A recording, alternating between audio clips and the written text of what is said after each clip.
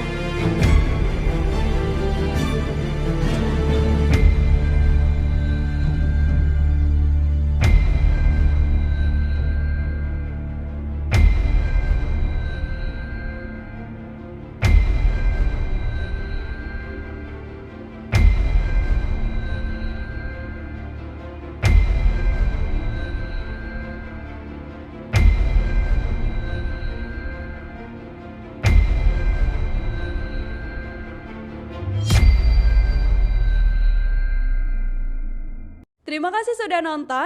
Jangan lupa like, subscribe, dan share ya.